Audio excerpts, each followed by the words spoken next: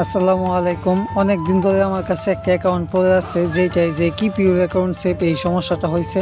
অ্যাকাউন্টটা ঠিক করতে একটু দেরি হয়েছে, কারণ অ্যাকাউন্টের নামটা ছিল বিপুল কেয়ার। বিপুল তো ঠিকই আছে, কিন্তু কেয়ারের কোনো মিনিং হইতেছিল না, ওই জন্য একটু দেরি লাগছে। তবে ঠিক হয়েছে অ্যাকাউন্টটা। যাদের নামে সমস্যা আছে তাদেরগুলো একটু দেরিতে হয় আর কি।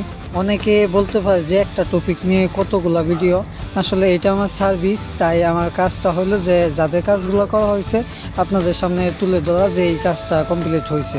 তো এই অ্যাকাউন্টটা রিপোর্ট করার পরে লকে পড়ে যায়, দেখতেই পাচ্ছেন যে এইটাই ওই অ্যাকাউন্ট, বিপুল নামে যে অ্যাকাউন্টটা ছিল। তো এটা এখন আনলক করে দেখাবো। আনলকের নিয়ম একদম সোজা, এইটা লকে ফেলাইতে পারলে আপনার নাম্বার কোড অপশন দিলে তখন আনলক হয়ে যায়, মানে নাম্বার কোড অপশন চলে আসে।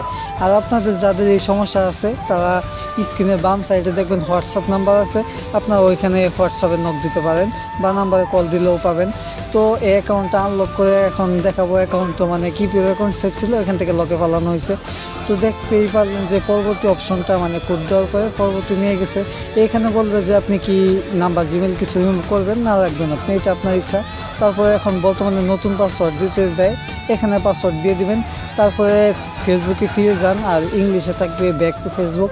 তো এখানে চাপ দেওয়ার পরে আপনার অ্যাকাউন্টটা ঠিক হয়ে যাবে। তো দেখতেই পারলেন যে এইটাই হলো ওই অ্যাকাউন্ট যেটা ওই যে কিপ ইউর অ্যাকাউন্ট সেভ হয়েছিল।